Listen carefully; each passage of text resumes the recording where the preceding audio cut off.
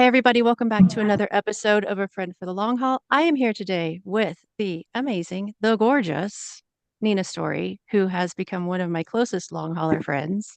I'm so happy we're finally getting to sit down and do this. Aren't you? Because we've been talking about it forever. Yeah, me. Yes, Yeah. I don't know. For some reason, I thought you were talking about like a studio audience in that moment. I'm so happy to be here. Truly, thank you for having me. Thank you for loving me. Can you tell the listeners a little bit about your fine self?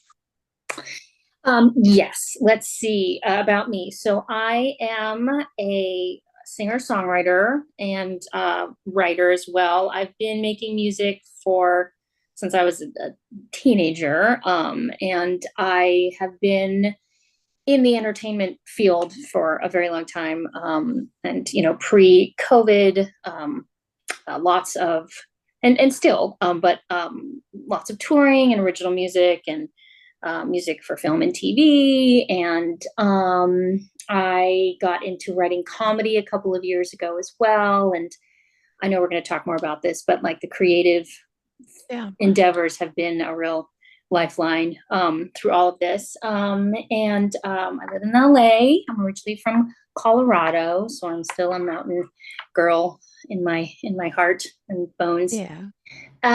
Let's see what else. Yeah, so I mean that in a nutshell, um, this past year I got nominated for 2 Grammys, so that was very exciting. And it's just really, I think, in the past, you know, this past year that I've um, well, less than even a year that I've really kind of got Mm. both feet back in endeavoring into music and writing and touring and performing and such. Because I did get long COVID I got COVID in March of 2020. I think when we got it was probably around the same time, give or take. Yeah. Um, and yeah, I mean, I don't know how much you want me to get into my personal experience with the Rona, but happy to do that. But that's me outside of the ick. Yeah. And Yeah. yeah, so I'm ever since experiencing that, I being a part of more advocacy and more connecting to disability rights and accessibility, and all of that has become it's incredibly more important to me than it was before, even though it was important then. Now my stake in it has gone up quite a bit. Yeah, for sure. And we're going to talk a little bit more about that as we go through because I posted that we were going to chat and we got some really good questions. So I'm just kind of going to intersperse them through our conversation. Cool. Um, I think it's really important to talk to you because we're at this intersection of like chronic illness and creative expression. And so many of us, especially in the first wave of the hellscape that was Mm-hmm. COVID at that time, especially, um, went through such a desert of the soul, I think, with being able to think about anything other than trying to stay alive. Mm-hmm. And so many of us are such deep feelers, artists, creatives, Mm-hmm. just kind of lost that for a Mm-hmm. while. And Mm-hmm. now I think a lot of us, it's starting to creep back in. But for most of the people I know, it was not their livelihood. And for Mm-hmm. you, that's a whole other kettle of fish. Like it must have been such a difficult time. And scary to think about like how do I balance all this? So I'm really interested in delving in and hearing all of that from you. Mm-hmm. One of the first big questions that we got was like, how has the illness part and just the experience of long COVID and being alive in this on this timeline that seems to have diverged when David Bowie died, or maybe Prince. I can't decide when we jump timelines, but Right. Yeah, one that's right. of them it was too strong and we Yeah. just completely hopped to something else. But Yeah. how has this experience impacted your ability to perform and tour and kind of keep up with everything that is your dream? Like, how does Yeah. that?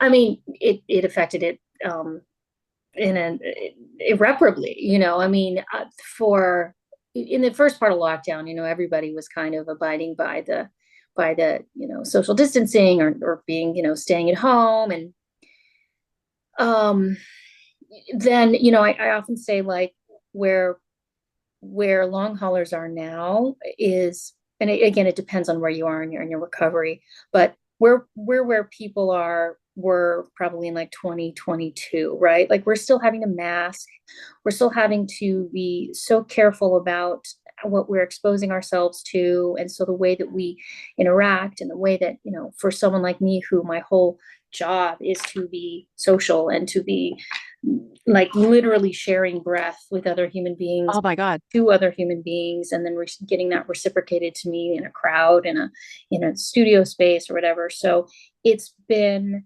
tremendously challenging. I mean, I've had, in the past, I had workarounds, like when there was still masking. I had audiences that were wonderful, and my hardcore fans are still really great about it. But I had venues that discriminated against me, that flat out said, "We don't want your kind here," which I was like, wow, talk about an antiquated Oh my bigot. God. I was like, update your slurs, man. Yeah. And it was a bad look to, be seen masking, and, just yucky stuff like that. So I contracts that were signed and relied upon were lost. And, so lots of lost work, or people who, didn't want to hire me. I think because, I don't know, because of that weird stigma. Although for me, I have a studio at home, and so I record, remotely. I do lots of like session work from home, and performing outside is something that I'm fine with. And then Yeah. I've been trying to adapt to do more indoor stuff, with having, like air filters on stage, and then just creating spaces, trying to perform in larger spaces, and, asking people if they're in the front, few rows, to mask up for me if they can. And, kind of explaining the why behind it. Because even though the entire planet went through this experience, for some reason, collective amnesia is still, Yeah. prevails. So, it's something but it's hard, because networking is also a really big thing too. And, being able to go into, small clubs and different spaces, and wanting to let people know, hey, I'm at the top of my, like, creative career, like my voice, my writing, my songwriting, my recording, my production skills. I mean, I've never had more experience than I do Yeah. right now in this moment. And it's a little hard, because I do feel sometimes like a pariah, and it shouldn't be that way. But I also, I think that there's this kind of, like, stereotype that people who mask are, quote, paranoid, right? Mhm. We're living in fear. Mhm. and and I've said this with you many times before, like, people who live with a chronic illness, and, in this case, long COVID, but it's not just long COVID. I think it's any kind of chronic illness. We're, can I curse? Oh, fuck yeah. I was a check. I mean, we're fucking warriors, right? Like, this is an absolute full-time job, right? Oh my Because God. it's not just like good day, bad day. It's like good 5 minutes, terrible 2 hours, great 10 minutes, so out, right? Like, the roller Yeah. coaster is so nonlinear. And so, we are not afraid. We are fearless, and we are strong, and we have remarkable fortitude and endurance. And so I think that is such a great misnomer, that people see someone who's in a mask, or see someone who has a health concern, especially if it's like invisible, right? Yeah. Or if it's not, and it's like, well, you're not a viable person in society, and it's like, well, you know I'm here, so I'm viable, right? So we, Yeah. we don't have to prove our worthiness. But I think that that's something that can be a little frustrating. So, I try to approach it from a place of, like, joy. And I mean, I infuse a lot of humor. What's this phrase? I'm the most mindful hellion. Like, I want, because I think, so people, somebody said for this before, like, when they see us, hold on, let me got another goal. When they see us, it reminds them, I guess, of a time that Oh they my don't God. remember. Maybe that's part of it. Hmm. But it's like, you know what? We're part of society, and we have beautiful, important, funny, awesome stories to tell and share and contribute. So and I think that every day is a negotiation with that and how we kind of come through it. So yeah, I mean, this normally, with performing, live performing in general, it's something that has to happen 6 to 9 to 12 months in advance, because that's how like concerts and festivals on it work. And this beginning of this year has been a little wacky because of the fires and being evacuated, and Yeah. had severe water damage and mold at my apartment. And so, this, where I am now in terms of like moving forward with like touring and stuff this year. I have toured the past few years, but and I will do some this summer. But it's, I mean, it's I just every day it's like, okay, what can I take on, and how can I be nice about it and not be curmudgeony.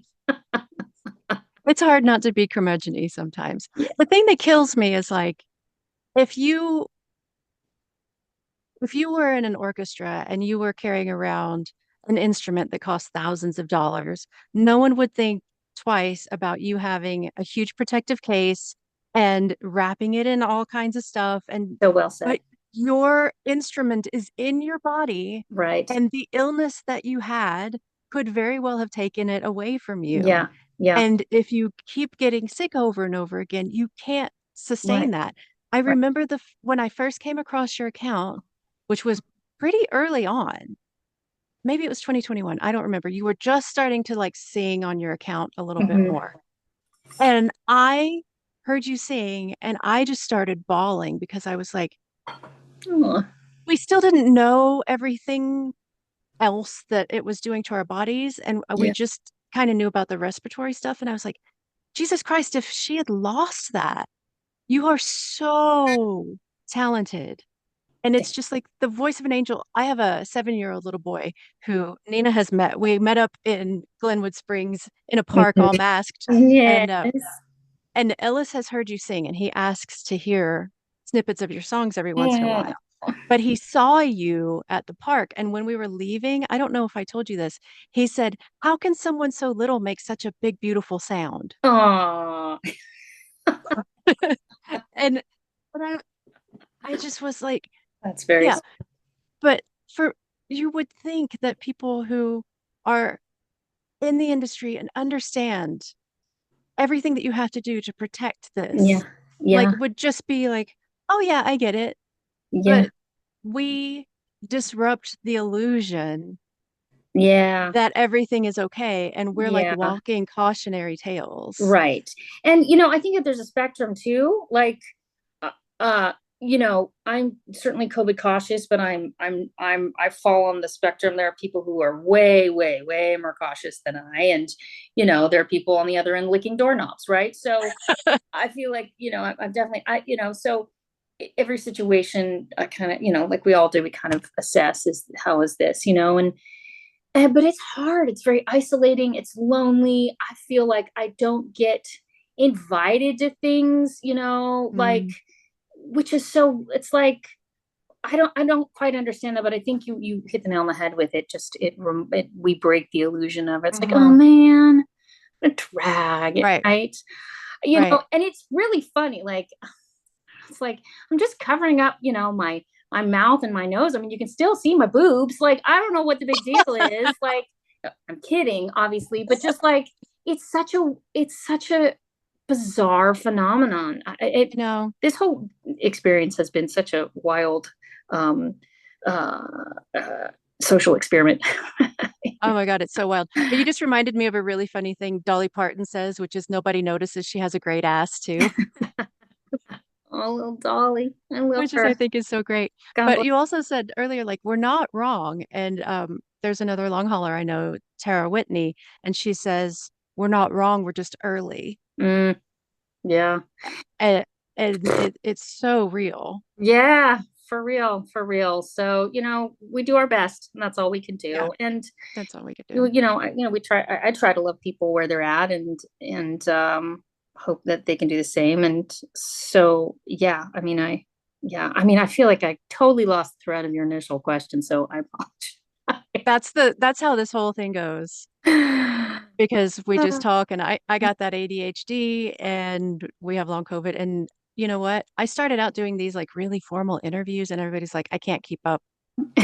I just want to, I just want you to talk to each other because that's what I can keep up with. So it works. It Yeah, works. yeah, But you were talking about like you've never been at a place where you have more experience and it sounds like feel more confident about everything. really. Yeah, One of the questions we got was like, how has this shaped like your process for songwriting and storytelling and the emotions behind yeah, like has being sick informed the music that you're writing now? definitely. I mean, I always have tried to write from personal experience or personal observation, right? So that it's whatever it is that I'm telling is as authentic or truthful as it can be. Although I write a lot of fiction too, but it's Yeah. there's always some kernel of like, how do I personally relate to this? And I think yes, I've definitely written. Um, uh, I think there's been an overarching theme in a lot of my music, even pre-COVID, and that's writing about things, writing about personal struggle, writing about challenges, but then overcoming that.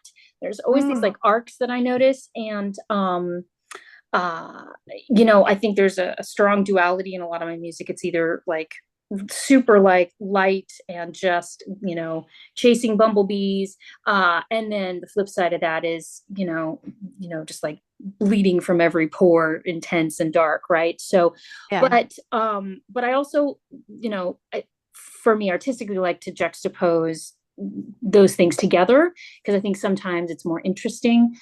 So like I think that having this personal experience, yeah, I mean, I think there's probably a lot of that is coming. I've written a lot of songs specifically about the experience of feeling isolated and gaslit and being left behind or being Yeah. angry about um, what's happening in our world, right? Hmm. So, that said, there's I also try to bring a bit of universality.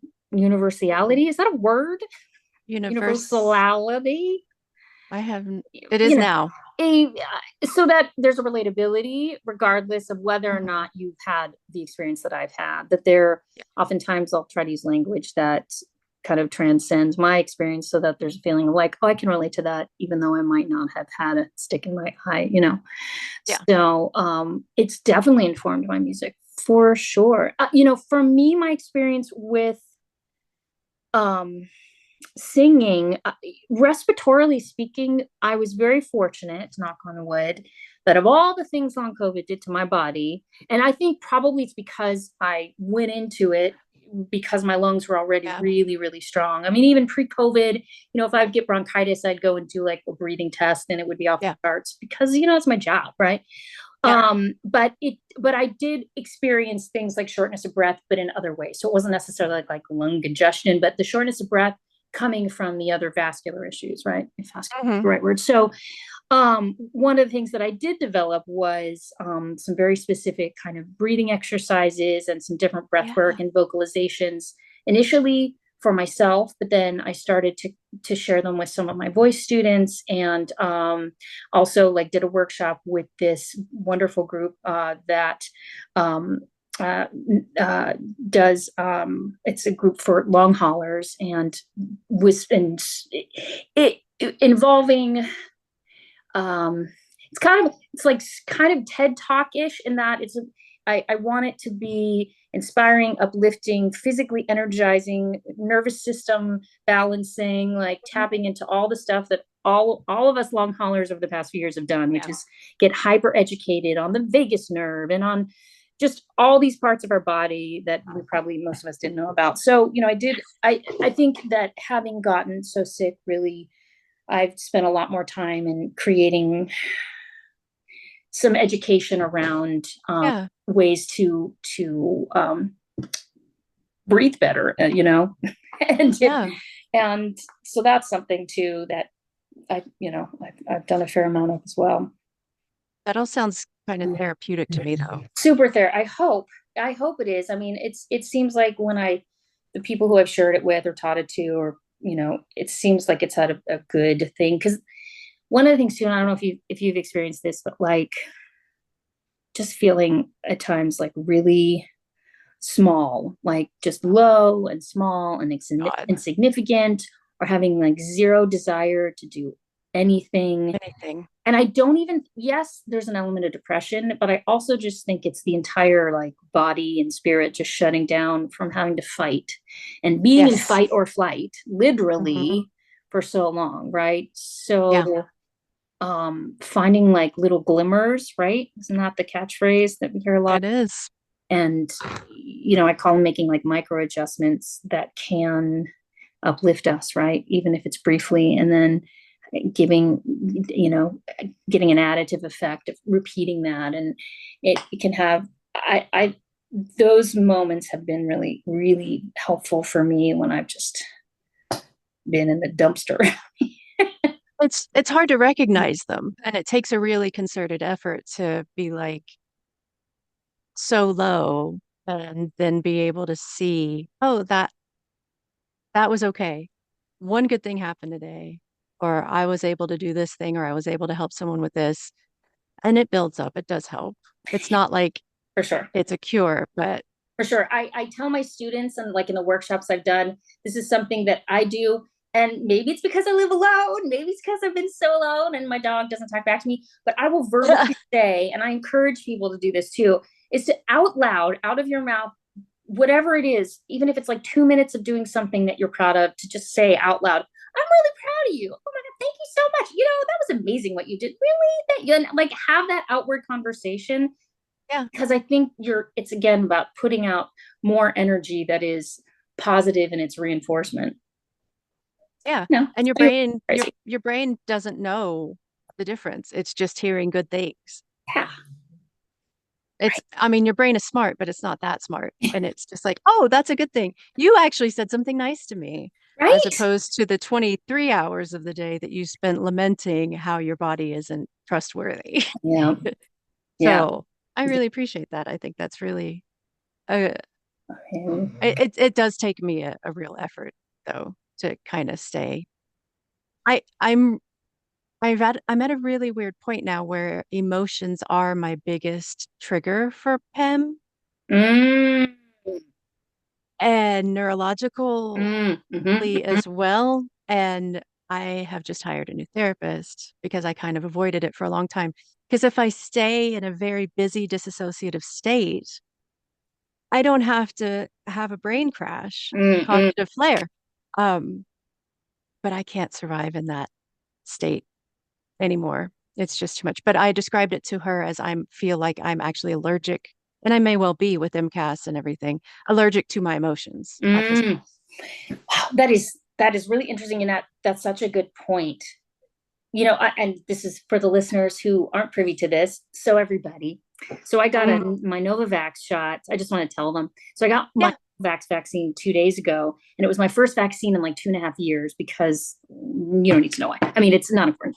Anyway, but and I called Beth, and she I think you saved me from a crash, truly, because of what you Oh, just babes. said. Because I was having all this PTSD come up in terms of like, oh God, what if it goes sideways? What if, even though for the most part my experiences with the vaccines has been not terrible, not great, but not terrible, right? I mean, but I also have like two close friends who have that crazy Guillain-Barre reaction, and like Mm. everything was going through my head. And you like talking me off the cliff and talking to me right after the shot, like that, I think you truly saved me from having a crash, because you're Oh my right. God. I think the emotions, yeah, of course our emotions can cause us to crash, because right, we've got like all of the chemicals that are released when we have certain Mm. emotions. So I don't think it's like in our imagination at all. And it's so like finding a way to have a healthy, I think maybe this is part of it, having a healthy way to process your emotions, Yeah. where you can experience them, but they go through a certain like filter. So when they Yeah. come out the other end, your body's healthily process them as opposed to crashing from it. Yeah. And I think I make it worse because I do stay in that state of I'm just blinders. And then it all happens at once. And there's not that trickle of I'm feeling this, Uh, I'm feeling that. It's just got to do the things. And then suddenly yeah. all hell breaks loose. Yeah. Yeah. I wonder, and I'm just curious about this, like when you experience those intense emotions, like how much physicality do you have? Like, I'm just wondering because sometimes I notice if I have, and this could be my ADHD, like if there's a physical action that I'm experiencing while I'm Mhm. also feeling like either like panic or fight or flight or even joy, Mhm. it helps to diffuse it or dilute it. Like, I'm wondering, like, If I had common sense, that would actually help a lot, mhm, I think. I've been thankfully way more active this year than mhm, I have been in the previous 5.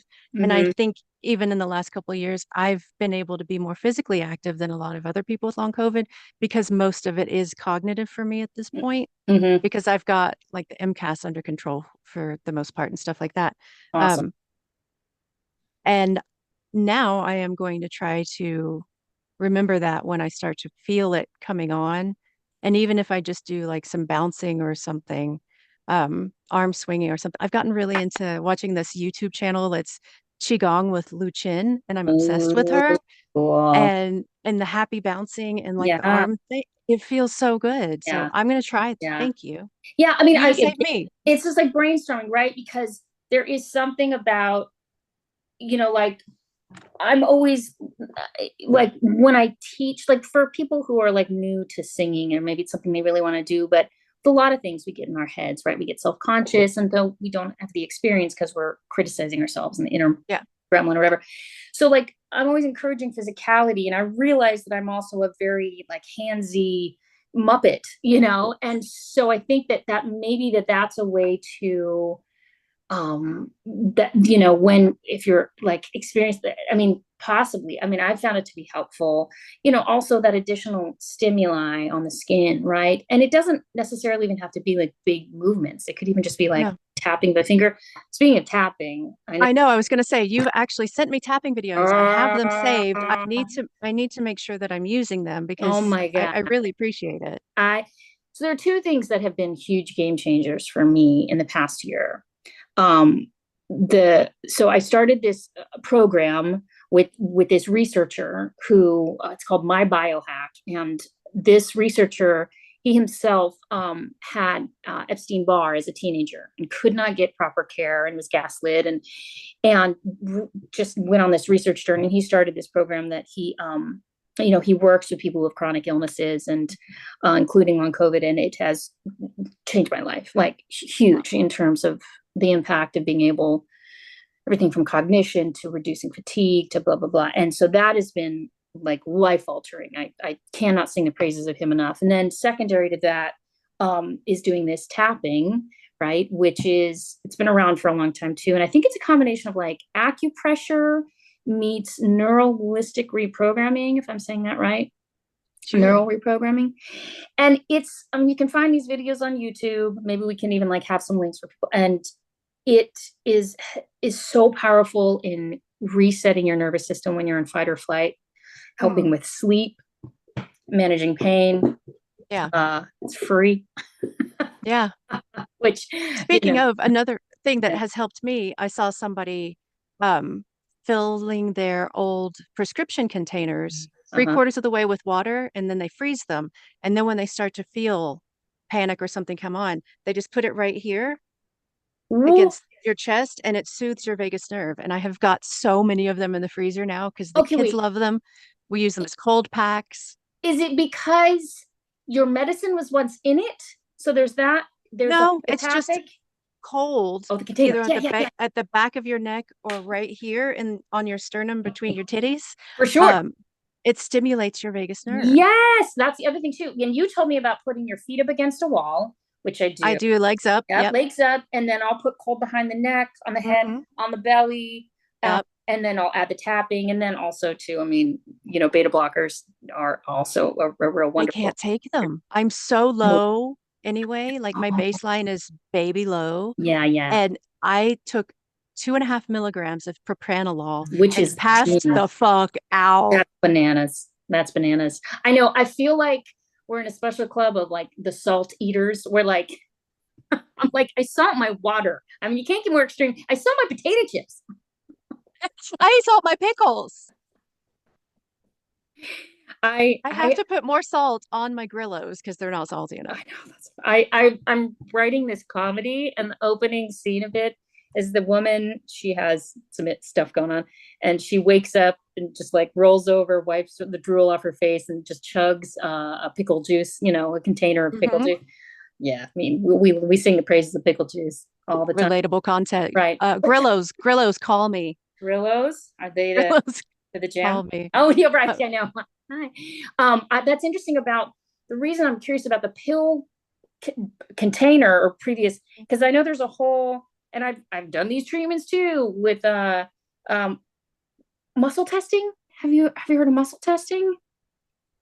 Okay, you're in Colorado. You should. It's pretty hippy dippy, but it's a real thing. I mean, it's like they there's a certain type of practitioner. I think it's called TCM, and I did this for many months too, and it was actually very helpful.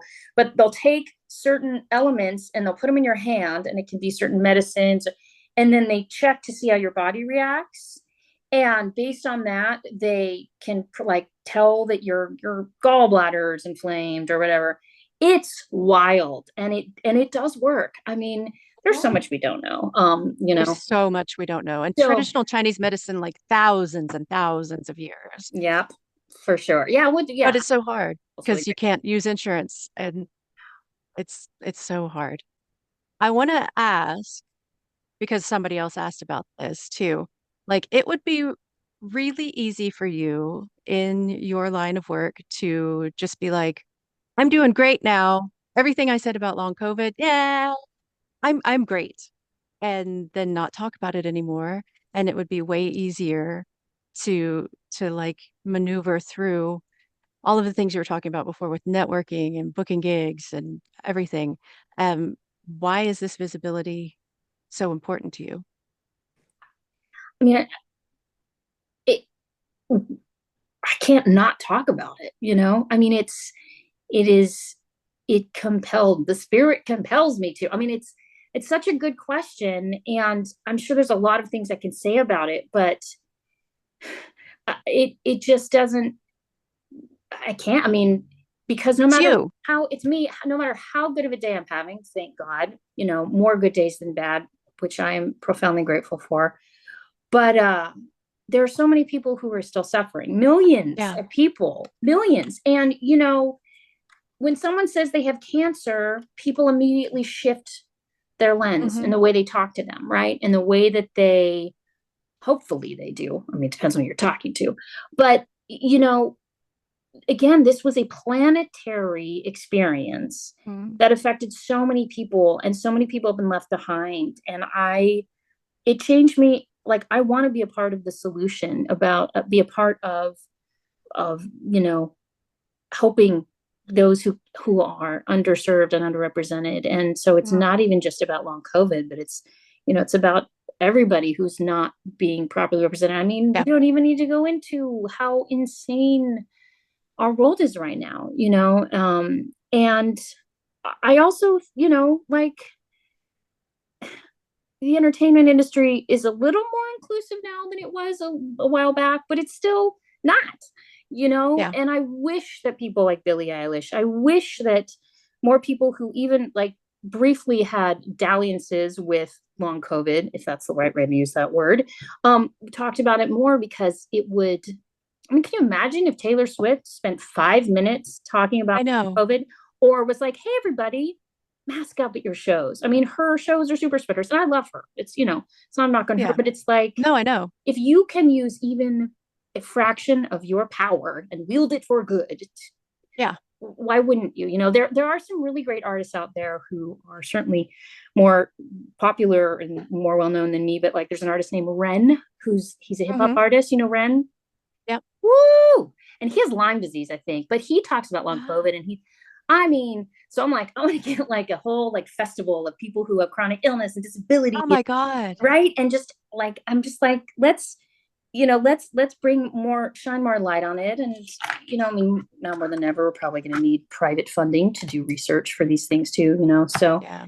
uh, but yeah, I mean, how could I not talk about it? I mean, I try not to make it the only thing I talk about, Of course. right? Yeah. But No.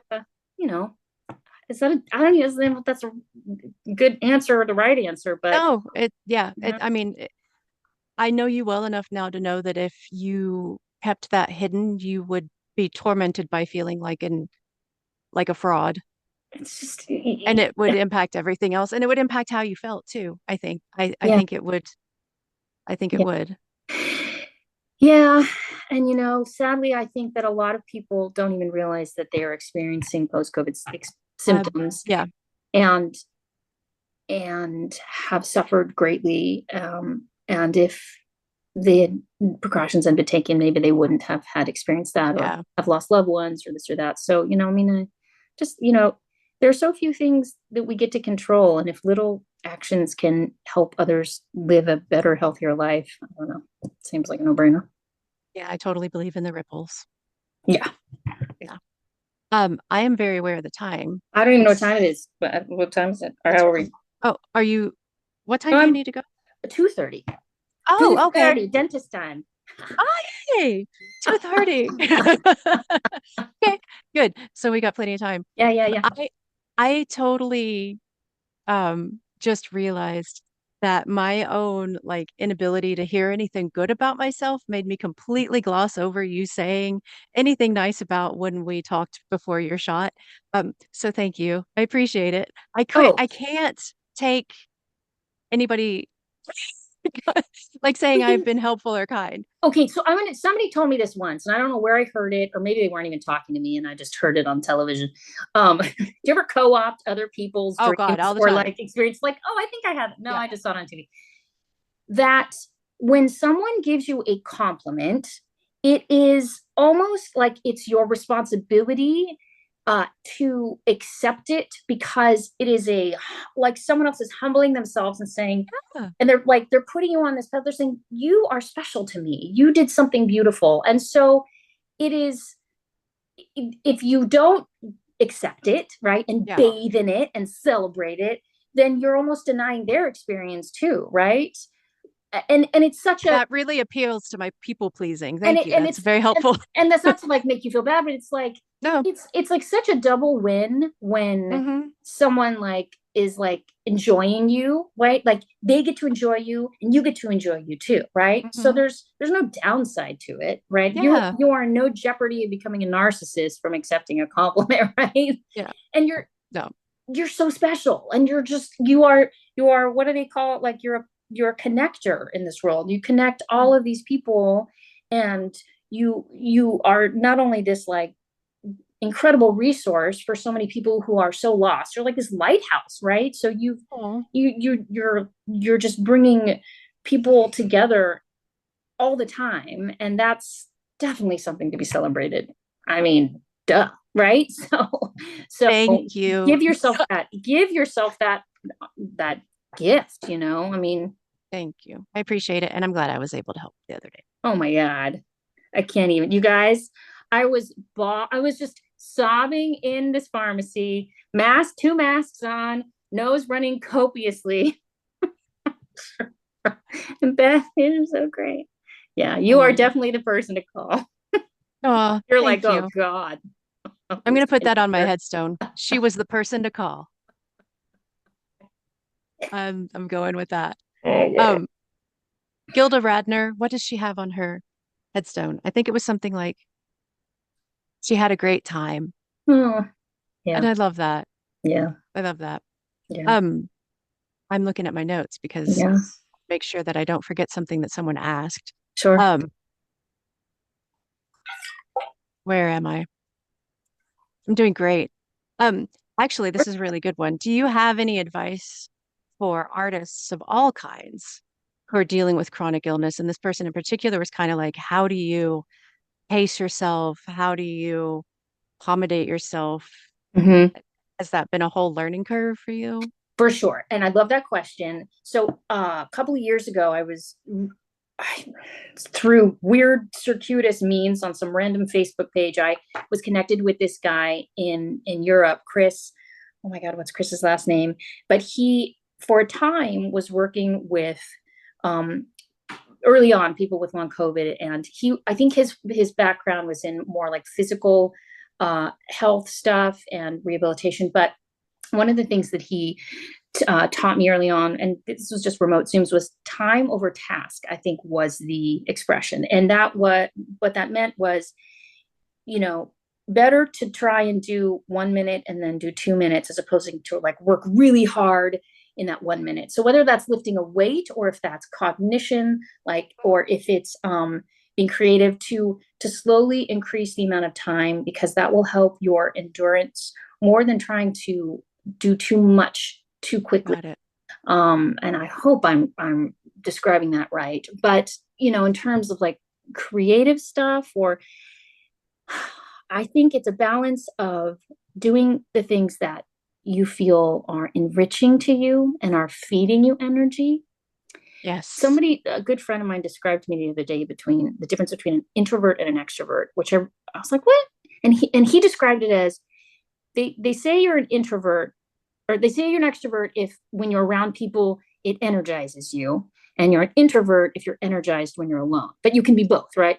And I thought that Right. was such a good way of thinking about it. So when it comes to creative endeavors or even work stuff, I mean, work stuff is hard because oftentimes we have to do stuff that is not enriching, and it is just part of what we have to do to make a living.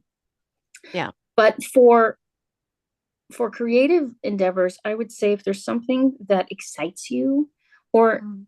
try to find something, if you're like, I really want to do something creative because I think it's going to be a great outlet for me, um, spend a teeny amount of time doing it. Maybe it's even just 5 minutes. And if you feel like it's bringing you energy and bringing you joy and activating a part of you that you haven't felt in a while, then that's a win, right? Yeah. So, and then maybe the next day it's 6 minutes that you do that, and you do that for a week, right? So Yeah. I think that's how we avoid crashes, I suppose. I mean, everybody has their own formula. Does that answer the question?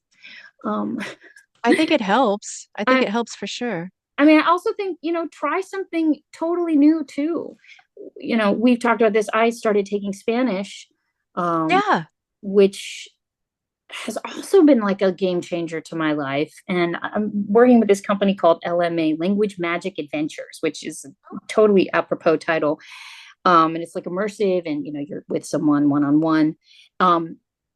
And it is stimulating parts of my brain that I have not felt in a really long time too. And it's causing me Mm. to my cognition to improve, um, my processing of other tasks has improved too. And it's joyful, and it also taps into emotions in a way that doesn't feel threatening or crashy, but Yeah. it's energy feeding. So and I hadn't taken a language since high school, so Yeah. I would consider that a new endeavor. But so if you haven't done music, I know you said you were interested in doing it now. What, Yeah. piano playing, is that what you're? Yeah. We've got like an electric keyboard that we Mhm. bought for the kids, and Mhm. nobody plays it except for putting on the beats that it plays automatically, and it's like Cool. Yeah, yeah. um but I've I've done languages a Uh-huh. lot, Uh-huh. and I told you I have really weak hands now. Like Mhm. one of the hallmarks of neurological issues is a weakness, particularly of the hands. And I had to Mhm. do like a squeezy test, and my hands are the strength of an 80-year-old woman's, and I am Mhm. not yet 80. Um, and then with like hypermobility and everything too, I just felt like it could be a good strengthening thing, but I have to be very careful because it, I tried crocheting again, which is something I always did as a kid. And I Mhm. think this ties into a little bit of that question too, is like I went hard because I had my hands and stuff and I was making something. It felt so good, but Mhm. I made my brain crash and I made it Yep. burn. Yeah, yeah. And then I got really mad at myself because I pushed it too hard and I Yep. shoulda, shoulda, shoulda. Yep. Um, and I would say if you're wanting to get back into something that you haven't done for a while, like you said, baby steps, and don't give yourself a hard time for having to do the baby steps. Because if Be- you only do it for 5 minutes and you feel great afterwards and like, oh, I want to do more, wait, do 5 minutes for a week right. and then go Yes. up to 6 minutes. Crocheting is a very for the most part, a pretty static. Your hands are right, with the exception of a couple of the fingers doing this, Mhm. right? And so you have the rotation of the wrist, and you have, but I could see how that could cause a crash cognitively, but then also physically be fatiguing because you're not using all of your hands like equally too. So, but Yeah. I mean, I was doing finger knitting, but then I realized that was giving me some issues. Hmm. I think the thing about music in general and the tons of science that backs it up is that you're Yeah. using a different part of your brain, right? Hmm. And there's a lot of different things happening, right? You can do it bilaterally, right? Hmm. So you can get balance that way. You can also isolate the individual fingers for strengthening, but it's actually not physically too demanding. So it's not like you're having to Mm. lift a barbell, right? So you could just Right. start with very gentle, very, very simple things for a short period of time. And then you could also like double up on that in like singing along with whatever notes you're playing, not with the intention being for like you don't necessarily have to like want to become a singer or whatever, but what it's doing is it's helping to activate again a different part of the brain. And Yeah.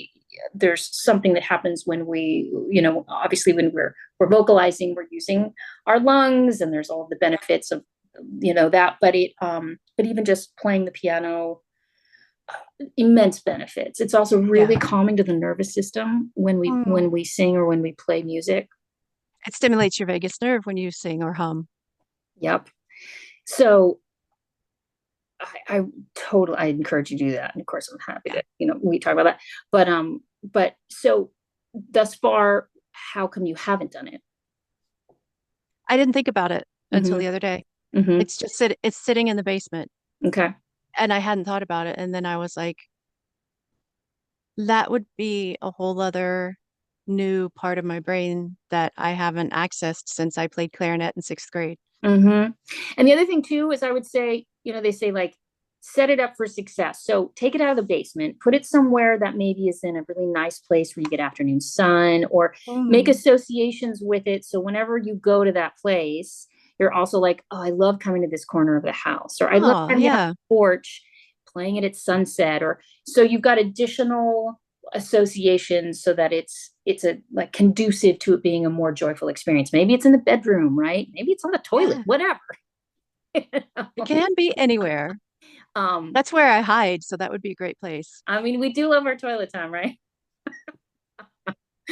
I'm so excited for you for that, because Thank you. plus you've got all those like funky grooves that are obscene and ridiculous, and Yeah.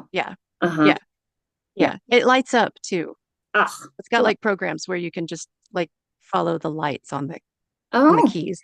okay. So that's fun, as long as that's not like too much stimuli, right? Oh, that's a good point. So Turn it into an EMDR session with the lights and the yeah, everything. You were saying before that you work with voice students, and then you were just talking about all of this. Are you, is that something people can contact you about, like sure. voice lessons? Absolutely. I mean, I have stuff that's specific to people recovering from long COVID, stuff that's more Mm, restorative. And then yeah, I also, of course, work with, you know, beginners and professionals and speakers, yeah, actor, so I tailor whatever I'm doing to the person and whatever it is that they want to do. And I do it all remotely too. So, that's awesome. um, but yeah, and I mean, I don't know a long hauler who hasn't just spent a truck ton of money on trying to get better. And Yeah. it's drained all of us so much financially. So, I also try to be accommodating to people who are like, this is my situation. I'm like, I get it. Oh, Yeah. yeah. That's very kind of you. I Mm, I for, appreciate that.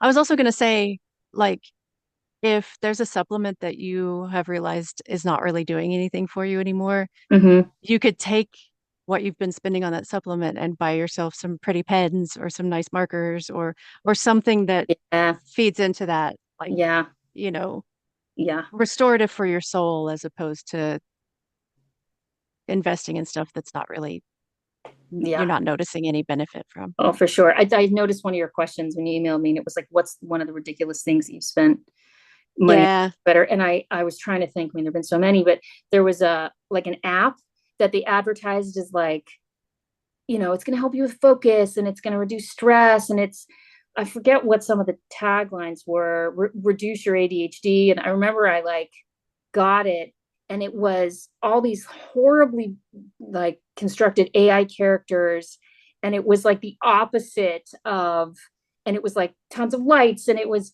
you had Oh to spend all God. this time on the app. I'm like, I think the best way to get over phone addiction, which is a whole other conversation, is to throw our Hmm. phones out the window. Yeah. The solution is not Yeah. in the phone. The solution It's is in not the an screen. app. No, Oh God. that's Yeah. hilarious. Oh Oh God, I'm sorry. God. No, I mean, yeah, I mean, oh God, technology, it's such a blessing and such a curse too, right? Yeah, absolutely. Thank you for tuning in to A Friend for the Long Haul. I want to remind listeners that while our conversations may touch on medical topics, I'm not a medical professional and neither are most of our guests. The content provided here is for informational and entertainment purposes only. Any advice or information shared should not be considered a substitute for professional medical advice, diagnosis, or treatment. Always consult with a qualified healthcare provider regarding any medical concerns or conditions. Additionally, I'm committed to transparency in advertising. Any advertisements or sponsored content featured in these episodes will be clearly disclosed as such. Lastly, I acknowledge that the recording of this podcast takes place on the traditional lands of the Arapaho, the Cheyenne, the Sioux, and the Ute peoples. Again, thanks for listening, and stay tuned for more episodes of A Friend for the Long Haul.